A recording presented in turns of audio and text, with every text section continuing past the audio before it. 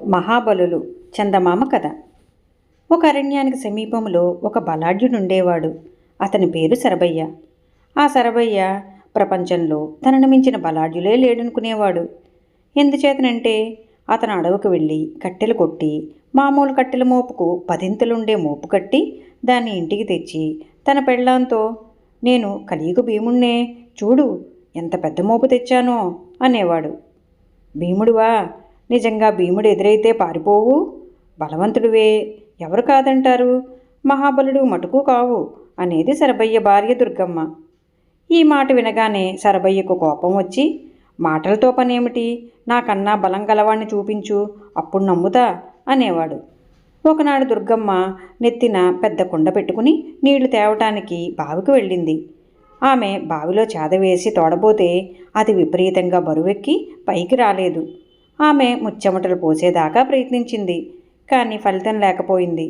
చివరకు ప్రాణం విసిగి చేదను బావిలోనే వదిలేసి ఖాళీ కడవ చంకన పెట్టుకుని ఇంటి దారి పట్టింది. ఆమె కాలిబాట వెంబడి నడుస్తూ ఉండగా అరణ్య మార్గం నుంచి వచ్చే మరొక కాలిబాట మీదుగా ఇంకొక స్త్రీ చంకన చంటిబిడ్డను పెట్టుకుని చేత ఖాళీ కడవ పట్టుకుని నీటికై బావి వద్దకు వస్తూ దుర్గమ్మకు ఎదురైంది. ఖాళీ కడవతో తిరిగి వస్తున్నావేం, బావి ఎండిపోయిందా ఏం అని రెండో మనిషి దుర్గమ్మను అడిగింది. లేదమ్మా, బావిలో వేసిన చేద 10 మంది పట్టి లాగితే కానీ పైకి రాకుండా ఉంది. బావిలో ఏ భూతమో చేరినట్టుంది అన్నది దుర్గమ్మ. అంతే కదా, నా వెంటరా, నీకు కావలసిన నీరంతా నేను తోడిస్తాను అన్నది రెండో స్త్రీ. ఆమెైనా అంత పెద్ద బలంగా లేదు, కానీ దుర్గమ్మ ఆ మనిషి వెంట బావికి వెళ్ళింది. ఇదిగో చూడు, చేదను బావిలోనే వదిలేసి రావాల్సి వచ్చింది, నీకు మాత్రం వస్తుందా అంటూ దుర్గమ్మ చేదతాడు పట్టుకుని పైకి లాగి తీసింది. ఇంతలో రెండో స్త్రీ చంకన ఉన్న చెంటి పిల్లవాడు దుర్గమ్మ చేతిలో ఉన్న తాడు అందుకుని గబగబా చేదను పైకి లాగేశాడు. దుర్గమ్మ తన నోటికి చెయ్యి అడ్డం పెట్టుకుని నిర్ఘాంతపోయింది. ఆమె నోట మాట రాలేదు, కానీ పిల్లవాడి తల్లి మాత్రం ఏమీ ఆశ్చర్యపడలేదు. ఆ చెంటివాడు ఒక్క రవ్వైనా అలవకుండా చేద తరువాత చేద తోడి పోస్తూ ఉంటే ఇద్దరు స్త్రీలు చక్కగా స్నానాలు చేసి తమ బట్టలు ఉతుక్కుని కడవల నిండా నీరు నింపుకున్నారు. ఇద్దరు తిరిగి వచ్చేటప్పుడు దారులు చీలే చోట దుర్గమ్మ ఆ రెండో స్త్రీ యొక్క పూర్వోత్తరాలు తెలుసుకున్నది. ఈ దారినే పోతే మా ఇల్లు వస్తుంది, మా ఆయన పేరు అపరభీముడు అని చెప్పి రెండో స్త్రీ తన బిడ్డతో సహా వెళ్ళిపోయింది. దుర్గమ్మ ఇంటికి వస్తూనే భర్తకు జరిగిన సంగతంతా చెప్పింది. ఈ ప్రాంతాల అపరభీముణ్ణని చెప్పుకుంటూ ఇంకొకడు తిరుగుతున్నాడుగా, ఉండు వాడి పని పట్టిస్తా అన్నాడు సరభయ్య. నీకు పుణ్యం ఉంటుంది, వాడి జోలికి పోకు, వాడు నిన్ను హతమారిస్తే నా పని ఏం కాను, వాడి పసికొడుక్కే అంత బలం ఉంటే వాడికి ఇంకెంత బలం ఉండాలి అన్నది దుర్గమ్మ. సరభయ్య పెళ్ళాం మాట చెవికెక్కనీక, రేపు పొద్దున్నే వాడి ఇంటి దారి చూపించు, పై పని నేను చూసుకుంటాను అన్నాడు రోషంగా. మర్నాడు అతని భార్యను వెంట పెట్టుకుని తన విల్లుంబులు కత్తి తీసుకుని బయలుదేరాడు. అయితే ఈ అపరభీముడి సంగతి తేల్చుకునే ముందు బావ సంగతి తెలుసుకుందామనిపించి మొదట బావి దగ్గరికే వెళ్ళాడు. సరిగా అదే సమయానికి అపరభీముడి భార్య కూడా అక్కడికి వచ్చింది. సరభయ్య చేతలాక్కుని బావిలో వేసి నీటిలో ముంచి, ఈ ముష్టి చేత లాగడానికి 10 మంది కావాలట అంటూ చేదని తోడబోయాడు. మూలిగి ముక్కి పళ్ళ బిగువున చేదను కొద్దిగా నీటిపైకి లాగాడు, కానీ మరుక్షణం సరభయ్యను చేద బావిలోకి ఇడ్చింది. సమయానికి చెంటివాడు సరభయ్యను పట్టుకోకపోతే సరభయ్య బావిలో పడి ఉండును. తరువాత ఆ చెంటి పిల్లవాడు సరభయ్య చేతి నుంచి చేదతాడు అందుకుని సునాయాసంగా చేదను పైకి తోడేశాడు. ఇప్పటికైనా సంగతి తెలిసిందిగా, ఇక మాట్లాడకుండా ఇంటికి పద అన్నది దుర్గమ్మ తన భర్తతో. ఇందులో ఏదో గారడి కనుకొట్టు ఉన్నాయి, నేను అపరభీముడిని కలుసుకుని తీరాల్సిందే అన్నాడు సరభయ్య. నీ రాత నేను తప్పించగలనా, నేను మాత్రం నీ వెంట రాను అంటూ దుర్గమ్మ నీళ్లు తీసుకుని ఇంటి దారి పట్టింది. రెండో స్త్రీ సరభయ్యతో, నా మాట విని నువ్వు కూడా ఇంటికి పో, నా మొగుడి కళ్ళపడటం అంత మంచిది కాదు అన్నది. కానీ సరభయ్య ముందుకెత్తి ఆమె వెనుకనే వాళ్ళ ఇంటి దాకా వెళ్ళాడు. నా మొగుడు ఆహారం వేటాడబోయాడు, తడవకొక ఏనుగుని తినేస్తాడు, అందుచేత నువ్వు ఎక్కడైనా దాక్కుని చాటు నుంచి ఆయన్ని చూడు, ఎదుట పడ్డావో నిన్ను అవలేలగా విరుచుకు తింటాడు అన్నది అపరభీముడి భార్య.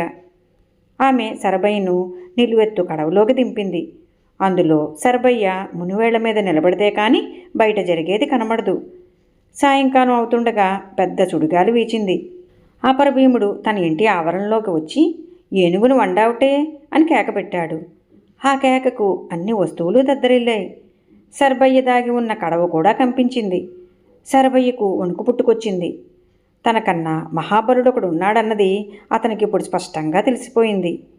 నీ ఏనుగు సిద్ధంగా ఉంది, వచ్చి తిను అని అపరభీముడి భార్య అన్నది. కొంచెం ఉండు, ఎక్కడి నుంచో మనిషి వాసన కొడుతున్నది, మనిషిని తిని చాలా రోజులైంది అంటూ అపరభీముడు తన ఇంటి చుట్టూ ఉండే అడవంతా గాలించడం మొదలుపెట్టాడు. తన భర్త దూరం వెళ్ళగానే అతని భార్య సరబయ్య దాక్కున్న చోటుకు వచ్చి, నా భర్త వచ్చి తిండి తిని నిద్రపోతాడు, అప్పుడు నేను దీపాన్ని కిటికీలో ఉంచుతాను, నువ్వు పారిపోవడానికి అదే గుర్తు, మళ్ళీ ఈ ఇంట ఛాయలకెన్నడూ రాకు అని హెచ్చరించింది. రాను తల్లి రాను, నాకు బుద్ధి వచ్చింది అన్నాడు సరబయ్య. ఒక రాత్రివేళ సరబయ్యకు కిటికీలో దీపం కనిపించింది.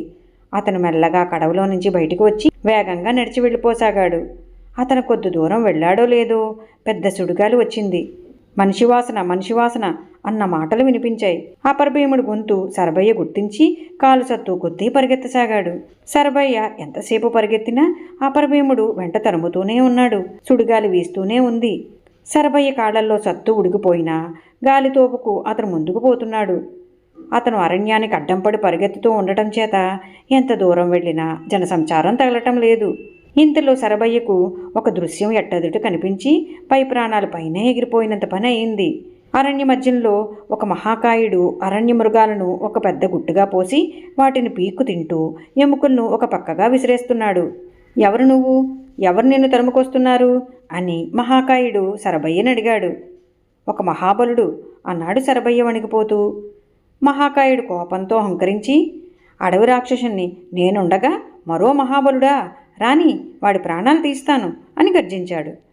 ఇంతలోనే అపరభీముడు దగ్గరకు వచ్చాడు. అతనితో వచ్చిన సుడిగాలి సరబయ్యను పైకి ఎగరగొట్టేసింది. దానితో అతని ఎగిరి ఒక చెట్టు కొమ్మల మధ్య చిక్కుకున్నాడు. అక్కడి నుంచి అతను అతి దారుణమైన మహాబలుల యుద్ధం కళ్ళారా చూశాడు. ఇద్దరు మహాబలులు కొంచెంసేపు ఒకరికొకరు ఎదురుగా నిలబడి చూసుకుని తరువాత కలియపడ్డారు. వాళ్ళు ఒకరినొకరు తన్నుకున్న తన్నులకు, గొద్దులకు, కొండలు కూడా పిండి అయిపోవలసిందే. తెల్లవారిన దాకా ఇద్దరు మహాబలులు ఇలాగే యుద్ధం చేసుకున్నాక కూడబలుక్కున్నట్లు ఇద్దరు ఆకాశంలోకి ఎగిరి మబ్బుల చాటుకు వెళ్ళిపోయారు. కానీ అప్పటికీ వాళ్ల గర్జనలు, తన్నులు సరబయ్యకు వినిపిస్తూనే ఉన్నాయి. వారిలో ఎవరు గెలుస్తారో చూద్దామని సరబయ్య ఎంతోసేపు చూశాడు. కానీ వాళ్ళు తిరిగి భూమికి దిగి రానేలేదు. చివరికి అతను చెట్టు దిగి దారి వెతుక్కుంటూ ఇంటికి చేరుకున్నాడు. అటు తరువాత సరబయ్య ఎన్నడూ తన బలం గురించి భార్యతో కానీ ఇతరులతో కానీ గొప్పలు చెప్పుకోలేదు. ఆ ప్రాంతాల వాళ్ళు మబ్బులు ఉరిమినప్పుడల్లా మహాబలులు ఇంకా యుద్ధం చేస్తూనే ఉన్నారు అంటారు. ఈ కథ మీకు నచ్చినట్లయితే లైక్ చేయండి, షేర్ చేయండి. మరిన్ని మంచి కథల కోసం మా సంపత్ ఛానల్ సబ్స్క్రైబ్ చేసుకోండి.